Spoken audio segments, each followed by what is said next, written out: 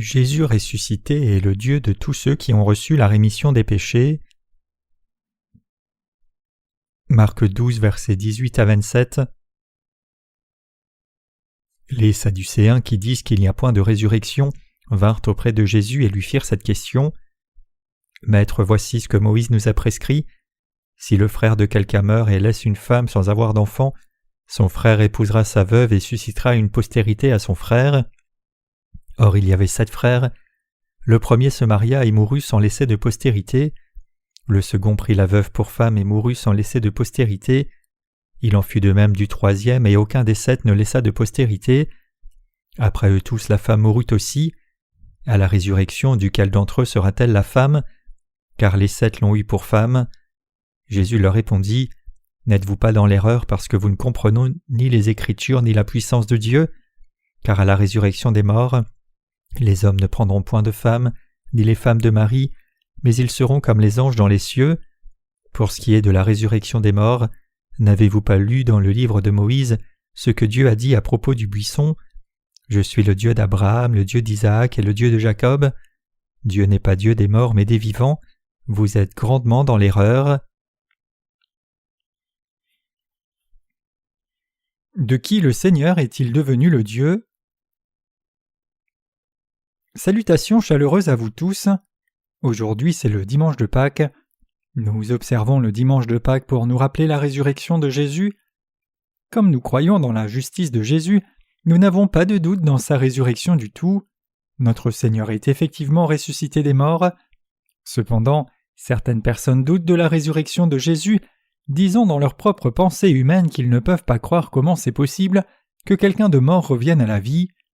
D'autres croient dans la résurrection de Jésus, mais ils ne peuvent pas croire dans la résurrection des saints qui est à venir. Aujourd'hui, alors que c'est Pâques, certaines personnes sont heureuses alors que d'autres sont tristes. C'est parce que ceux qui ont reçu la rémission des péchés en acceptant le Seigneur par la foi ressusciteront et vivront avec lui pour toujours quand il reviendra sur cette terre, alors que ceux qui restent pécheurs prendront part à la deuxième résurrection pour être jetés dans le feu terrifiant de l'enfer pour l'éternité. Nous ne sommes pas seuls à célébrer la résurrection de Jésus ce matin, puisque je suis certain que les églises du monde observent aussi ce jour férié. Mais même si beaucoup d'églises dans le monde entier célèbrent le dimanche de Pâques, je sais comme un fait établi que beaucoup de pasteurs diront juste quelques mots sur la résurrection de Jésus et passeront plus de temps à prêcher sur des questions sociales. Il y a beaucoup d'activistes sociaux dans la communauté chrétienne coréenne. Beaucoup sont actifs dans telle ou telle activité sociale, appelant les chrétiens à répondre à différents besoins sociaux, de la réanimation d'une économie difficile à la nourriture pour la Corée du Nord, où beaucoup de gens meurent de faim. En réalité, c'est un peu plus qu'un mouvement social qui n'a rien à voir avec la résurrection de Jésus ou la foi en elle-même. Ce que nous devrions faire en ce dimanche de Pâques, c'est prendre un moment pour réfléchir sur nous-mêmes et examiner notre foi. Nous devrions pleinement nous examiner nous-mêmes pour voir quel genre de foi nous avons, si Dieu est vraiment notre Dieu ou pas, et si notre relation avec Dieu est correcte ou non. Notre Seigneur dit dans le passage des Écritures d'aujourd'hui, « Dieu n'est pas Dieu des morts mais des vivants » Marc 12, verset 27. Il dit aussi « Je suis le Dieu d'Abraham, le Dieu d'Isaac et le Dieu de Jacob » Marc 12, verset 26. Que voulait dire exactement notre Seigneur quand il a dit ici qu'il n'est pas le Dieu des morts mais le Dieu des vivants? Le Seigneur dit clairement ici qu'il est le Dieu des vivants. Qui sont les vivants alors? Aux yeux de Dieu, les vivants sont ceux qui ont reçu la rémission de leurs péchés en croyant dans la justice du Seigneur et vont donc participer à la première résurrection du Seigneur. Le Seigneur a accompli l'évangile du salut avec son eau et le sang, et tous ceux qui croient dans cet évangile ont été libérés de tous leurs péchés et ramenés à la vie. Et ce sont ces gens-là que Dieu avait à l'esprit quand il a parlé des vivants. En d'autres termes, le Seigneur est le Dieu de ceux qui ont reçu la rémission des péchés en croyant dans l'évangile de l'eau et de l'esprit. Tout comme Dieu était le Dieu d'Abraham et le Dieu d'Isaac, il est maintenant le Dieu de tous ceux qui ont reçu la rémission des péchés en croyant dans la justice de Dieu. En bref, le Seigneur est le Dieu de ceux qui ont hérité de cette vraie foi. Dieu est effectivement le Dieu de chacun de ceux qui croient dans l'évangile de l'eau et de l'esprit. Le Seigneur est devenu le Dieu de tous ceux qui ont reçu la rémission des péchés par leur foi dans l'évangile de l'eau et de l'esprit. Dieu n'est pas le Dieu des morts, il est seulement le Dieu des vivants. Nous avons reçu la rémission des péchés et sommes devenus les enfants de Dieu en croyant dans son évangile de justice, et Dieu est le Dieu de nous tous qui croyons dans ce vrai évangile. Jésus-Christ est vraiment Dieu et notre Sauveur, et nous avons été sauvés de tous nos péchés et ramenés à la vie en croyant dans ce Seigneur. Jésus-Christ est le Dieu vivant pour toujours. Puisque Jésus est le Dieu vivant pour toujours, quiconque croit dans l'évangile de l'eau et de l'esprit peut toujours être sauvé parfaitement, et tous ceux qui sont ainsi sauvés par la foi deviennent pour toujours le peuple de Dieu. Comme Dieu est devenu le Dieu de nous tous qui croyons dans l'évangile de l'eau et de l'esprit, il se révèle toujours lui-même à nous et nous guide par sa parole. Nous rappelant en ce dimanche de Pâques que Dieu est le Dieu des vivants, nous devrions nous examiner pour voir si ce Dieu est effectivement vivant dans nos cœurs. Autrement dit, votre cœur doit avoir la foi qui croit que Jésus-Christ est ressuscité des morts, monté au ciel et qu'il est vivant maintenant même en tant que Dieu vivant pour toujours. Je suis certain que votre vie spirituelle en bénéficiera grandement si vous pouvez vous assurer que vous avez une foi complète dans cette vérité en ce dimanche de Pâques. Mes chers croyants, nous avons reçu la rémission des péchés une fois pour toutes en croyant dans la justice du Seigneur. Votre âme et la mienne ont été ramenées à la vie de la mort, et le Dieu en qui nous croyons n'est pas un Dieu mort, mais il est le Dieu vivant pour toujours. Donc notre Dieu est toujours le Dieu de ceux qui ont reçu la rémission des péchés et ont obtenu le salut, et ont été ramenés à la vie en croyant dans l'évangile de l'eau et de l'esprit. Le Seigneur est le Dieu de quiconque croit dans son baptême et son sang. Notre Seigneur a commencé sa vie publique sur la terre à l'âge de 30 ans. Pour sauver la race humaine entière qui était destinée à mourir pour le péché, le Seigneur a accompli son œuvre de salut qui délivrerait tous les condamnés de leur mort certaine. Comment le Seigneur a-t-il réalisé cela? Quand notre Seigneur a eu 30 ans, il est venu auprès de Jean-Baptiste, le représentant de l'humanité. Dieu avait promis d'envoyer Élie dans le livre de Malachie dans l'Ancien Testament, et la Bible dit que Jean-Baptiste était celui qui devait venir dans l'esprit et la puissance d'Élie. Malachie 4, verset 5, Luc 1, verset 17. Jésus a été alors baptisé par Jean-Baptiste au Jourdain pour prendre tous les péchés de la race humaine. Le baptême de Jésus a été reçu selon la volonté de Dieu le Père. En effet, c'était en obéissance à la volonté de Dieu le Père que Jésus est venu sur la terre comme le sauveur de l'humanité, a reçu son baptême de Jean-Baptiste puis est mort à la croix. C'était selon le plan de Dieu le Père pour la race humaine que son fils Jésus a été baptisé par Jean-Baptiste et a été ensuite crucifié à mort, et Christ a accompli cette œuvre de salut en obéissance à la volonté du Père.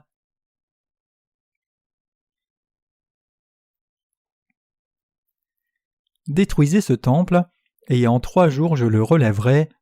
Jean 2, verset 19. Beaucoup de gens du temps de Jésus ne comprenaient pas sa parole comme ils étaient ignorants spirituellement.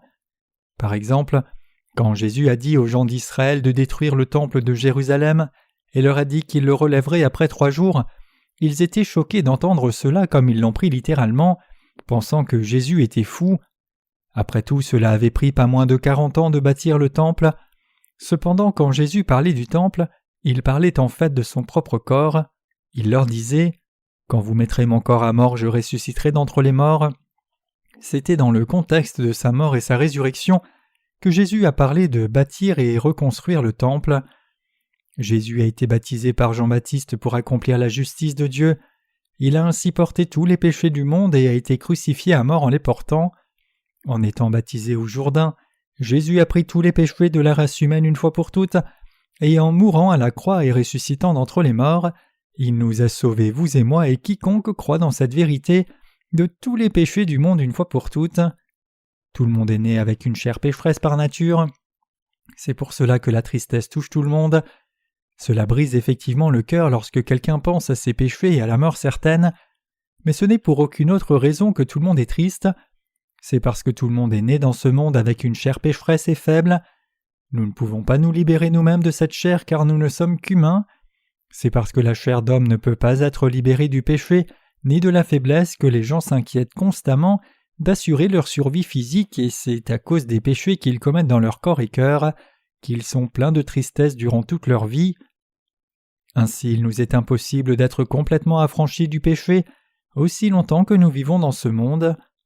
Aussi longtemps que les humains continuent d'avoir la chair, ils sont liés à être faibles et pleins de manquements, commettant et vivant dans le péché tout le temps. C'est la tragédie de la race humaine, et c'est à cause de cela que notre Seigneur est venu sur cette terre pour délivrer des êtres souillés comme nous de tous les péchés du monde. À travers le baptême qu'il a reçu au Jourdain, notre Seigneur a porté tous les péchés du monde que nous avons commis et que nous allons commettre dans ce monde, du moment de notre naissance jusqu'au jour de notre mort, et il a été condamné pour nos péchés à notre place en versant son sang à mort à la croix. Il est ensuite ressuscité des morts. C'était pour prendre nos péchés une fois pour toutes que Jésus a été baptisé par Jean-Baptiste. Le fait même que le Seigneur, fondamentalement sans péché, ait été baptisé par Jean-Baptiste pour expier tous les péchés de chaque personne de ce monde, est le témoignage qui atteste que le Seigneur a pris tous les péchés de la race humaine entière une fois pour toutes. En étant ainsi baptisé par Jean-Baptiste, Jésus a personnellement accepté tous nos péchés sur son propre corps et les a tous effacés. Qu'est-ce qui efface tous les péchés de toute personne dans le monde? C'est l'eau spirituelle qui les efface. Le feu ne peut pas effacer la souillure, peu importe combien il est ardent et fort. Cela peut brûler une partie de la saleté, mais ne peut pas complètement l'enlever, sans détruire une partie du nettoyant. Par contre, l'eau peut effacer toute la saleté de ce monde complètement, tout comme la pluie efface la saleté des rues et les emporte dans la mer. Similairement, l'eau spirituelle de notre Seigneur est indispensable pour effacer tous les sales péchés de la race humaine. Jésus a été baptisé précisément pour cette raison, pour prendre les péchés de tout le monde et les effacer pour que tous ceux qui croient au Seigneur le voient crucifié à mort, ressuscité des morts après 3 jours pour cela.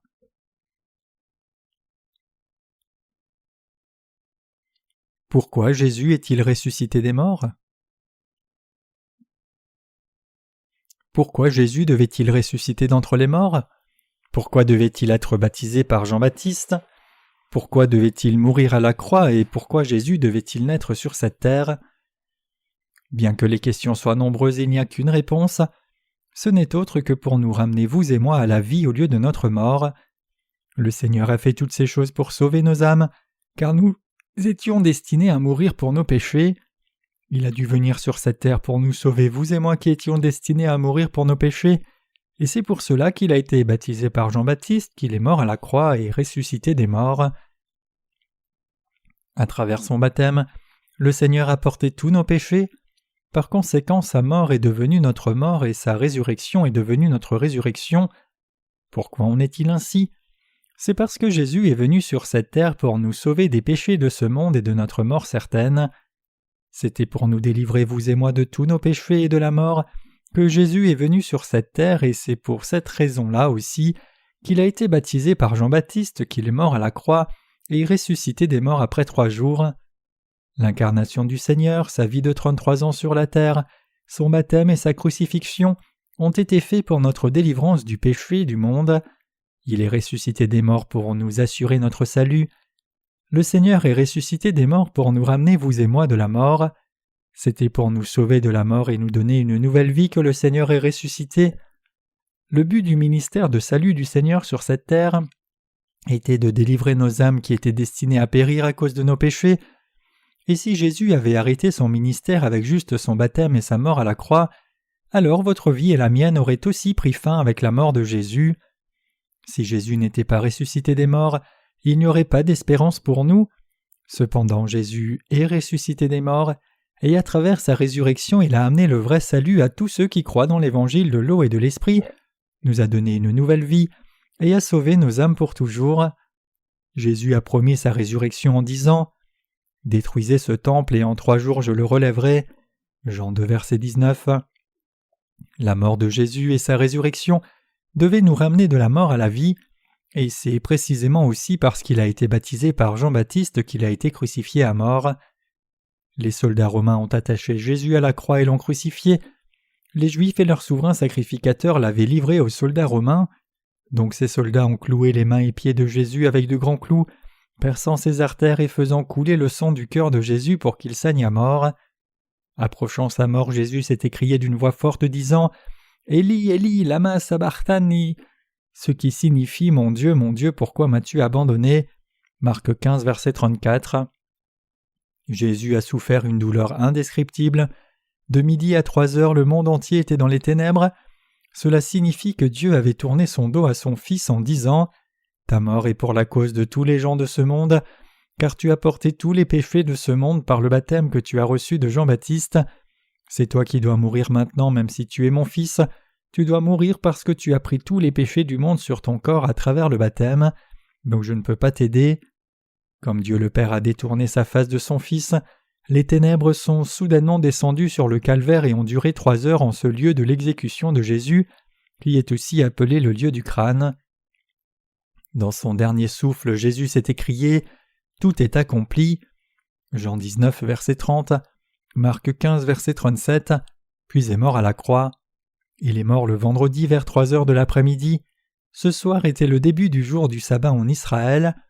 Le jour du sabbat durait du vendredi au coucher du soleil jusqu'au coucher du soleil du samedi, et puisque les Juifs attachaient une grande importance et mettaient l'accent sur l'observation de ce jour du sabbat, ils ne pouvaient pas le sanctifier en laissant le corps de Jésus attaché à la croix. Selon le judaïsme, le peuple d'Israël ne pouvait rien faire le jour du sabbat, ni se souiller d'aucune façon, donc il était nécessaire de détacher le corps de Jésus de la croix aussi rapidement que possible avant que le jour du sabbat ne commence. Jésus a été détaché de la croix et enseveli dans une tombe. Son corps a été interné autour du coucher du soleil du vendredi et il est ressuscité des morts le dimanche matin. Tout comme il l'avait promis, Jésus est ressuscité des morts en 3 jours. Marie de Magdala était le premier témoin de la résurrection du Seigneur. Quand elle est arrivée à la tombe de Jésus très tôt le matin, il faisait encore noir et elle a vu que la pierre qui bloquait le tombeau avait été enlevée et que le tombeau était ouvert. Choquée par cela, Marie ne savait pas que faire, mais elle a rassemblé suffisamment de courage pour regarder dans le tombeau. Dans le tombeau, Marie a vu le linge qui avait été enroulé autour du corps de Jésus, correctement plié et placé à l'endroit où l'on avait posé Jésus, et elle a vu 2 anges en blanc assis l'un à la tête et l'autre aux pieds où le corps avait été couché.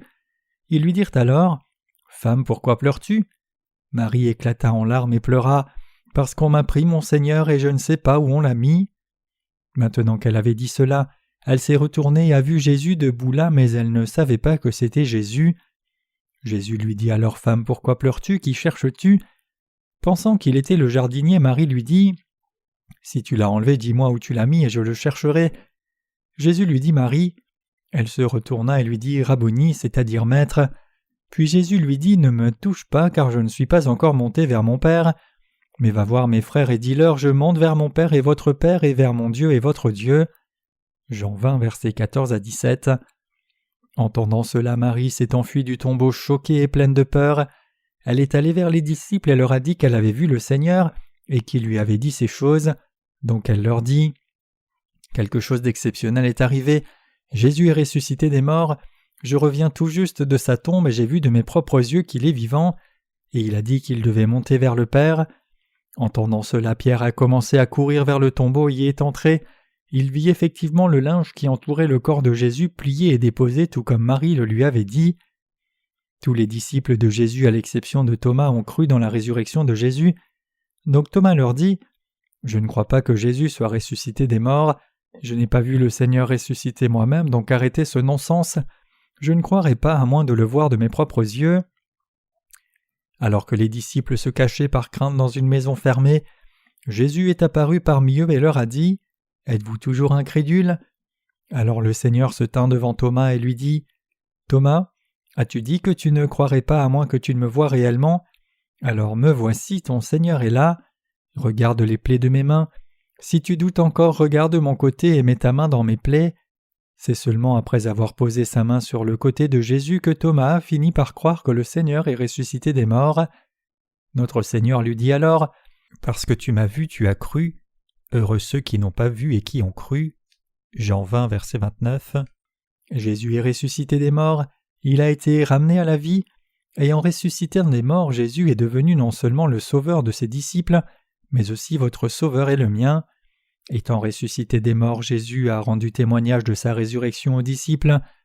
Venant sur la terre comme le sauveur de la race humaine, Dieu lui-même a porté tous vos péchés et les miens par son baptême. Il a été crucifié à mort pour nous en portant tous les péchés, et il est ressuscité des morts. Et en faisant cela, Dieu est devenu le Dieu des vivants, c'est-à-dire de tous ceux qui croient en Dieu vivant et sa parole. C'est l'évangile de l'eau et l'esprit auquel nous croyons. Nos âmes étaient condamnées à périr pour nos péchés, mais Jésus-Christ les a ramenées à la vie. Jésus est le Dieu de tous ceux qui ont cette foi vivante en Christ comme leur Sauveur et son œuvre de salut. Il est le Seigneur de ceux qui croient en Dieu et sa parole. Notre Seigneur a non seulement expié tous nos péchés quand il est venu sur la terre, mais il est aussi ressuscité des morts, et comme Jésus est vivant maintenant même, il est devenu le Dieu éternel de tous ceux qui croient dans sa justice. Le Seigneur nous a déjà tous sauvés en étant baptisés, a souffert la douleur de la crucifixion et il est ressuscité des morts. Il a porté la haine de l'humanité durant ses 33 ans de vie sur terre, et cette souffrance a été subie pour nul autre que vous et moi, et pour la cause de tous les êtres humains dans ce monde. Mais le Seigneur ressuscité était le Dieu absolument vivant pour toujours, et puisque notre Seigneur est le Seigneur de la résurrection, il ne pouvait pas dormir pour toujours. Il avait été baptisé par Jean-Baptiste et crucifié à mort pour expier tous nos péchés, et cette mort n'était que momentanée. C'était pour expier vos péchés et les miens que le Seigneur a été baptisé.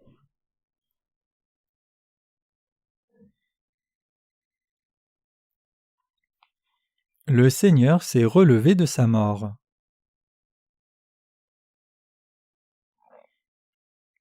Étant ressuscité des morts, Jésus est maintenant assis à la droite de Dieu le Père. En tant que Créateur et juge de tout être humain, il jugera chacun des non-croyants au dernier jour, mais à tous ces croyants il leur donnera une nouvelle vie et la gloire éternelle. Comme le Seigneur est vivant, il a donné la possibilité à quiconque entend et croit dans la parole d'évangile de Dieu de tout cœur d'être sauvé, et à tous ceux qui reçoivent ainsi la rémission de leurs péchés par la foi, il a envoyé le Saint-Esprit dans leur cœur ainsi que la rédemption. En étant baptisé par Jean-Baptiste et crucifié à mort, le Seigneur a scellé le salut de tous ceux qui ont reçu la rémission des péchés, en reconnaissant et croyant cette œuvre de salut de tout cœur en leur disant « Vous êtes mes enfants ». Peu importe combien votre chair est pleine de limitations, peu importe combien vous êtes faible dans votre chair et peu importe combien de péchés vous commettez dans votre chair, vous êtes toujours mes enfants. Il a scellé leur cœur avec le Saint-Esprit de Dieu. C'est ainsi que notre Seigneur est devenu le Dieu des vivants. Il est devenu le Dieu de tous ceux qui ont été sauvés du péché par l'évangile de l'eau et de l'esprit. Notre Seigneur est ressuscité des morts. Il a ainsi ramené à la vie tous ceux d'entre nous qui avons été sauvés du péché. Il nous a donné la vie éternelle. En venant sur cette terre, étant baptisé, mourant à la croix et ressuscitant des morts, notre Seigneur a fait de nous qui croyons dans cette justice de Dieu ses propres enfants. Jésus est le Dieu vivant qui a donné une nouvelle vie à tous les croyants, leur a donné la possibilité de recevoir la rémission des péchés et les a transformés en personnes justes. Il est devenu le Dieu de tous ceux qui croient dans sa justice, c'est-à-dire l'évangile de l'eau et de l'esprit. Qui est Jésus pour nous? Il est le Sauveur de tous ceux qui croient dans la justice de Dieu. Jésus est-il le Dieu des pécheurs ou le Dieu des justes? Le Seigneur a dit « Je ne suis pas le Dieu des morts mais des vivants. Je suis le Dieu d'Abraham, le Dieu d'Isaac et le Dieu de Jacob. » Abraham était-il un pécheur? Isaac était-il un pécheur? Jacob était-il un pécheur? Pierre était-il pécheur? L'apôtre Paul était-il pécheur? Les 12 disciples de Jésus étaient-ils des pécheurs? Bien que leur ancien être était pécheur auparavant, ils sont devenus des hommes justes en croyant en Jésus-Christ comme leur sauveur. Jésus les a rendus justes et est devenu leur sauveur, et donc ils ont tous prêché Jésus et son salut dans le monde entier. Jésus est ainsi devenu ni le Dieu des morts ni le Dieu de quiconque n'a pas encore reçu la rémission des péchés, mais il est devenu le Dieu des vivants qui ont reçu la rémission de leurs péchés. Mes chers croyants, Jésus est le Dieu de ceux qui ont reçu la rémission des péchés en croyant dans l'évangile de l'eau et l'esprit. Que vous décidiez de croire dans la justice de Jésus ou pas dépend entièrement de vous, donc je vous demande de prendre un moment ici et de réfléchir à cela attentivement. Demandez-vous si vos péchés ont aussi été transférés sur Jésus quand il a été baptisé. Bien que tous vos péchés aient effectivement été transférés sur Jésus, ils peuvent disparaître vraiment seulement si vous reconnaissez la justice de Dieu dans votre cœur. C'est alors que votre cœur peut avoir cette vraie foi qui vous sauve. Même s'il y a beaucoup de gens dans ce monde qui professent croire en Jésus, il y a extrêmement peu de gens qui ont vraiment reçu la rémission des péchés et sont nés de nouveau par la foi. Mais Dieu n'est pas le Dieu de quiconque n'est pas né de nouveau. il est plutôt le Dieu de ceux qui sont nés de nouveau et croient dans l'évangile de l'eau et de l'esprit. Jésus n'est autre que notre propre Sauveur, car nous croyons en ce vrai évangile. En étant baptisé, il a enlevé tous nos péchés et les a effacés. Il a été condamné pour nos péchés à notre place, et il est ressuscité des morts, remettant ainsi chaque péché par l'évangile de l'eau et l'esprit, et il est devenu le Dieu de chacun de nous qui croyons dans cette vérité de tout cœur. Jésus est le Dieu de chaque saint né de nouveau qui croit dans l'évangile de l'eau et de l'esprit. Si vous voulez être remis de tous vos péchés, alors vous devez croire au baptême de Jésus et son sang à la croix de tout votre cœur. C'est alors seulement que vos péchés sont expiés, et c'est alors seulement que vous pouvez recevoir une nouvelle vie de Dieu. Libéré de tous vos péchés, votre âme sera ramenée à la vie, tout comme Jésus est ressuscité des morts, et il deviendra votre propre Dieu. Ce sera votre Dieu pour toujours, car il vit éternellement, et il vous aidera à toutes les occasions et à chaque fois. Jésus est toujours le Dieu des vivants, il est le Dieu de ceux qui croient à son œuvre de salut. Jésus a donné la rémission des péchés à chacun de nous, il a expié tous les péchés de la race humaine entière en venant sur cette terre, étant baptisé et mourant à la croix à notre place, et ressuscitant des morts. Et ce Jésus est devenu le Dieu de tous ceux qui croient en lui avec leur cœur. Donc nous devons tous croire de tout cœur dans l'évangile de l'eau et l'esprit que Jésus nous a donné. Personne ne peut éviter de commettre de péché jusqu'au moment de sa mort. C'est pour cela que l'évangile de l'eau et l'esprit est la vérité réelle de notre salut, et vous pouvez devenir juste en croyant simplement la vérité. C'est en croyant du cœur qu'on obtient la justice et en confessant de la bouche qu'on parvient au salut. C'est seulement en croyant avec votre cœur que vous êtes devenu une personne juste, non en faisant de bonnes œuvres. Comme je l'ai mentionné précédemment dans le sermon, en disant que votre joie et douleur dépendent de votre foi, ceux qui croient dans l'évangile de l'eau et l'esprit font effectivement face à une issue différente du sort qui attend les non-croyants, car les premiers sont réjouis, alors que les derniers ne verront que la douleur.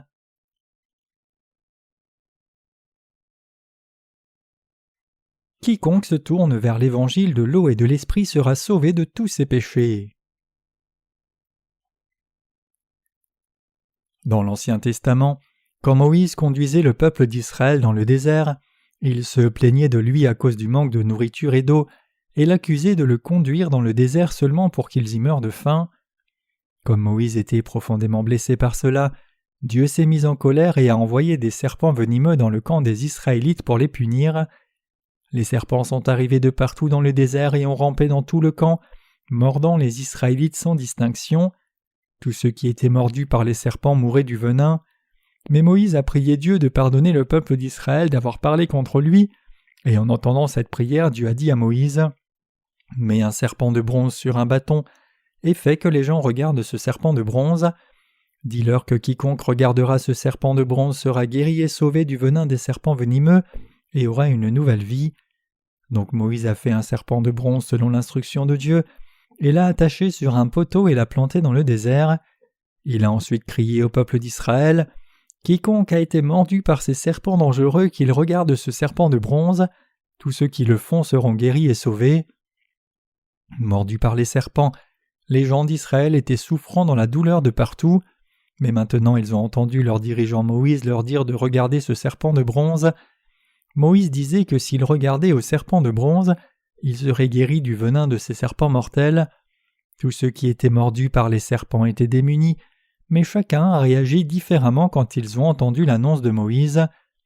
Certains ont dit « Ma jambe est enflée par la morsure et je meurs de douleur, alors comment serais-je sauvé juste en regardant un stupide serpent de bronze? Je dois halluciner d'entendre un non-sens pareil. » Ceux qui étaient bornés n'ont pas regardé le serpent de bronze jusqu'à la fin en disant « C'est déjà sans espoir pour moi, je ne serai pas trompé par des paroles vides en regardant un serpent de bronze. Je préfère mourir que d'être trompé par ce genre de tromperie. » D'autres par contre ont saisi la chance de se sauver eux-mêmes.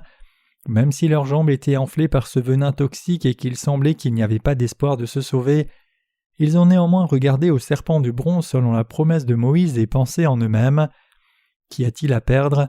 Même si Moïse ment, je devrais regarder ce serpent de bronze tant que je le peux encore. » Et au moment où ils ont regardé le serpent de bronze, ils ont eu une sensation étrange. Leurs jambes étaient si enflées que leurs vêtements ne leur allaient même plus, mais d'un coup ce qui était enflé est parti et revenu à la normale. Donc ceux qui ont écouté Moïse et regardé à ce serpent de bronze ont crié « C'est merveilleux!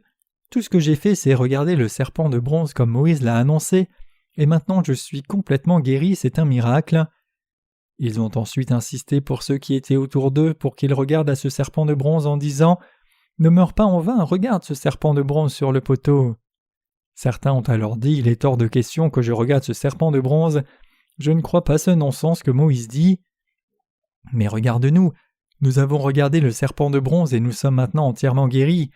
Regarde ce serpent de bronze au nom du bien. Leurs jambes enflées ne l'étaient effectivement plus. Malgré cela, certains Israélites continuaient de refuser de regarder le serpent de bronze en disant « Je préfère mourir que regarder le serpent de bronze. Mon cou est si enflé que je peux à peine bouger, de plus je ne crois pas ce que Moïse dit. » Le cou de certains Israélites avait tellement enflé à cause du venin qu'il était effectivement très douloureux de tourner la tête, mais ceux qui étaient guéris du venin leur ont dit « Regarde juste ce serpent de bronze même si cela brise ta nuque. » En dépit de cela, certains étaient si bornés qu'ils ont fermé les yeux, et donc ils devaient être forcés à regarder le serpent de bronze parce qu'on ouvrait leurs yeux de force. Et au moment où ils ont vu le serpent de bronze, ils ont été guéris de ce venin toxique. Vous savez sûrement que ce serpent de bronze représente notre Sauveur Jésus-Christ, qui est venu par l'eau et le sang pour tous nous sauver du venin du péché. C'est la puissance de l'évangile de l'eau et l'esprit. Satan souffle le péché dans les êtres humains et leur fait commettre le péché depuis leur naissance jusqu'à leur mort. Mais notre Seigneur a porté tous ces péchés en étant baptisé au Jourdain, et il a été condamné à mort à la croix à notre place. C'est pour effacer nos péchés qu'il a été baptisé. C'est pour vaincre Satan qu'il a été crucifié à mort, et c'est pour devenir le Dieu vivant de tous ses croyants et les sauver qu'il est ressuscité. Donc si les gens regardent à l'incarnation de Jésus sur cette terre, le fait qu'il ait porté tous les péchés par son baptême et sa mort à la croix, et croient en lui avec leur cœur, ils seront sauvés de tous leurs péchés, tout comme les Israélites ont été entièrement guéris du venin de ces serpents dangereux quand ils ont regardé au serpent de bronze sur le poteau. Ils deviendront par conséquent les propres enfants de Dieu. Le salut s'obtient seulement en croyant en Jésus avec votre cœur, non par votre propre œuvre. C'est seulement par la foi que vous pouvez recevoir une nouvelle vie de Dieu et devenir vivant et juste à ses yeux. Après tout, la Bible ne nous montre-t-elle pas que le peuple d'Israël dans le désert a été sauvé du venin mortel des serpents quand ils ont juste regardé le serpent de bronze? Nous avons tous déjà été mordus par Satan, versant son poison dans tout notre corps. Comme l'épidémie du péché s'est transmise d'une génération à la suivante, l'âme de tout le monde périt à cause du péché. Cependant notre Seigneur est venu sur cette terre pour enlever tout ce venin toxique, a accepté le venin en étant baptisé par Jean-Baptiste, et a donné son propre corps pour le crucifier à mort, mettant complètement le diable en défaite. Et Dieu le Père a ramené son Fils à la vie. La Bible dit que Jésus a été blessé pour nos transgressions et brisé pour nos iniquités. Ésaïe 53, verset 5. C'est à cause de nos péchés que Christ a été frappé, et c'est à cause de ses meurtrissures que nous sommes guéris. Nous avions dans nos cœurs et corps tout le péché que Satan avait insufflé en nous. Cependant, quand notre Seigneur Jésus est venu sur cette terre, il a porté sur son propre corps tous les péchés que Satan avait insufflés en nous, et pour expier tous ces péchés, il a abandonné son corps à la croix et a été crucifié à mort en les portant. Il est mort avec nos péchés pour les expier. Il est écrit dans la Bible « L'aiguillon de la mort, c'est le péché, et la puissance du péché, c'est la loi. » 1 Corinthiens 15, verset 56.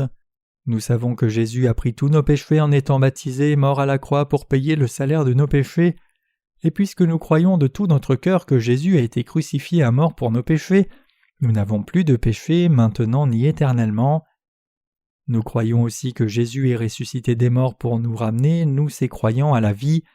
Ce n'est autre que la foi dans la résurrection. C'est la foi des vivants et ressuscités. Jésus est devenu le Dieu de tous ceux qui ont obtenu le salut en croyant dans ce Seigneur avec leur cœur. C'est pour cela que Jésus a dit « Dieu n'est pas le Dieu des morts mais le Dieu des vivants ». Jésus est effectivement devenu le Dieu des vivants. En d'autres termes, il est devenu le Dieu de tous ceux qui croient en lui comme le Dieu du salut, le Dieu vivant qui est venu sur cette terre et a expié chaque péché par l'eau et le sang. Et puisque Christ est le Dieu vivant et le Dieu de tous les croyants, il aide toujours son peuple.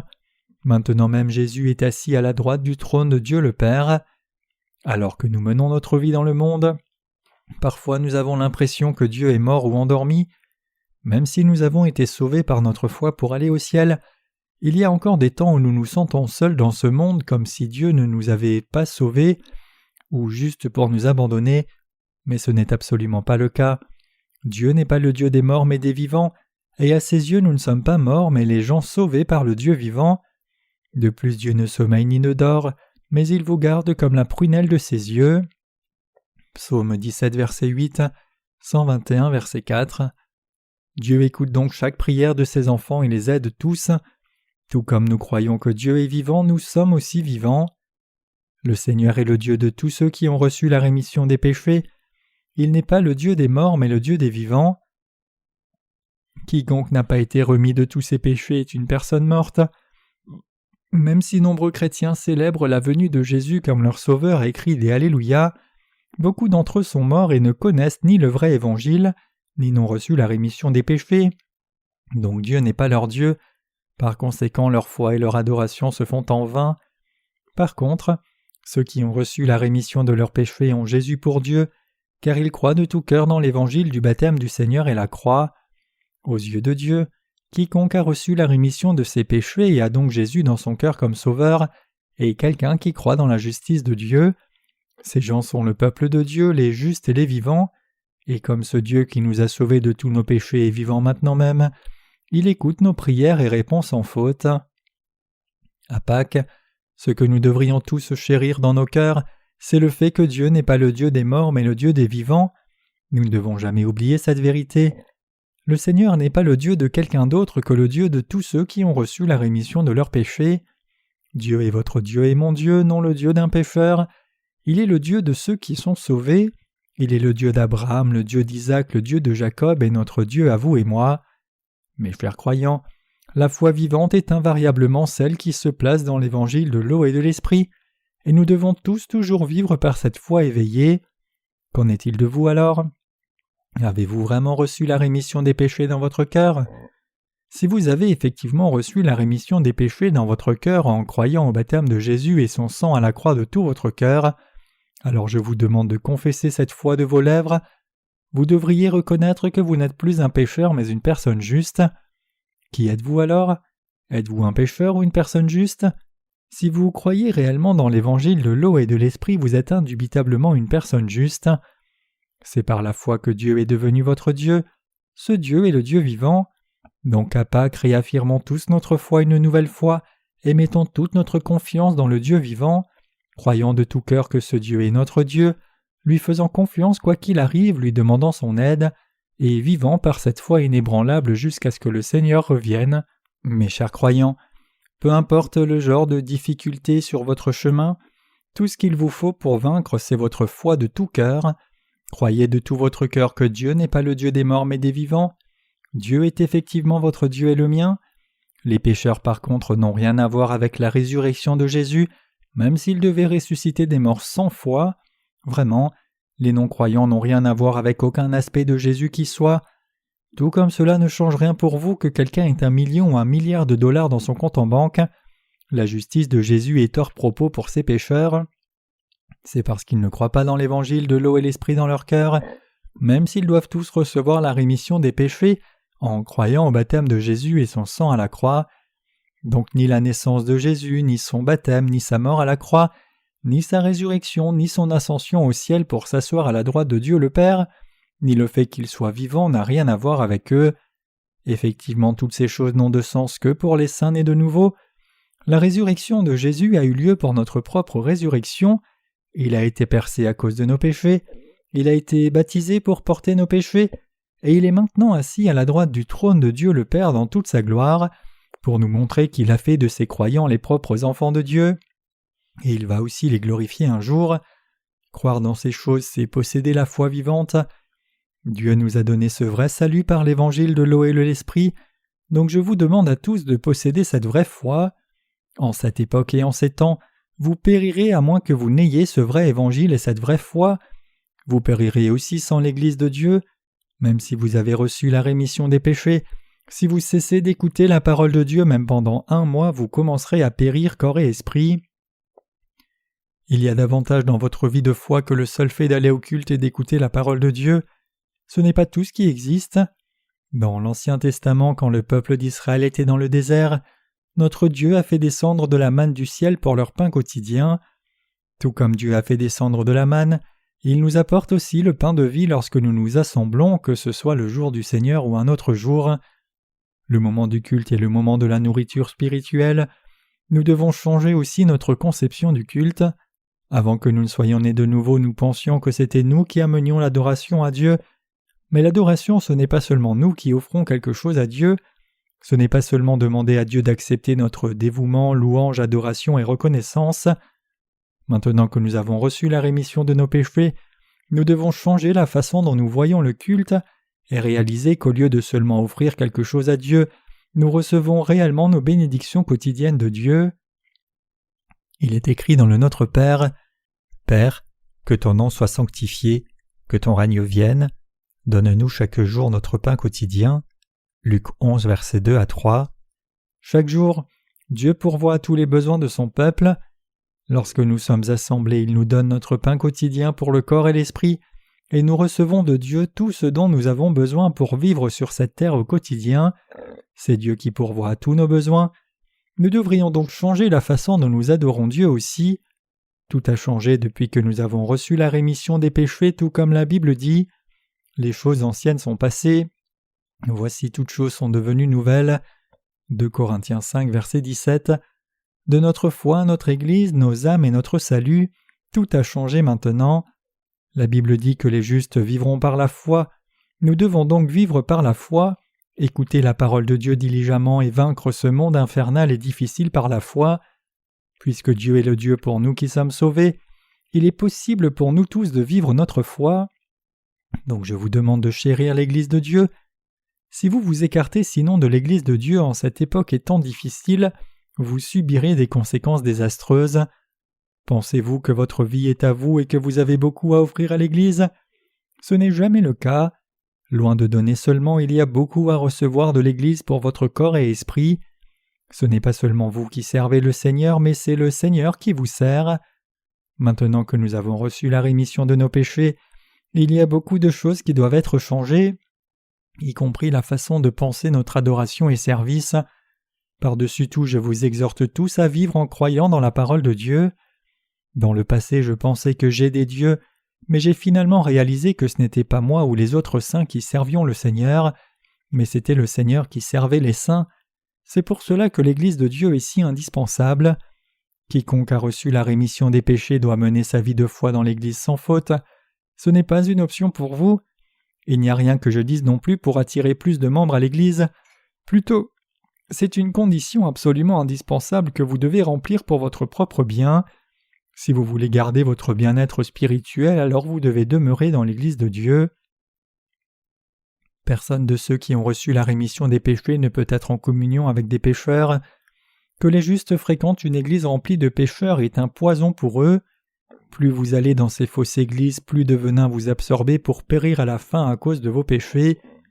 Par contre, si vous venez dans l'église des rachetés et écoutez la parole de Dieu, votre cœur sera ravivé.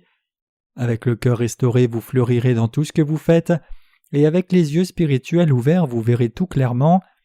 Si votre cœur périt, tout se compromettra aussi. Aujourd'hui c'est Pâques, et manger des œufs durs est devenu une tradition chrétienne. Je suis certain que beaucoup d'œufs durs ont été préparés pour nous aujourd'hui. Nous en mangerons quand le culte sera fini. Certains frères pourraient manger 2 œufs ou plus, et je peux facilement manger 2 œufs moi-même. Bien sûr, j'en mangerai davantage si l'on m'en donne davantage, mais s'il n'y a pas assez d'œufs, je mangerai juste la moitié d'un œuf. Je ne sais pas où et quand cette tradition a commencé dans le christianisme. Je suppose juste que les œufs durs et décorés représentent la résurrection de Jésus, puisqu'une nouvelle vie commence quand un œuf est clos. À Pâques, nous devrions tous chercher et recevoir le vrai pain de la foi pour nos âmes et nos cœurs. Confions-nous donc dans le Dieu vivant qui demeure dans nos cœurs. Croyons dans la vérité qu'il est notre propre Dieu. Renouvelons nos forces en lui et vivons fidèlement le reste de notre vie.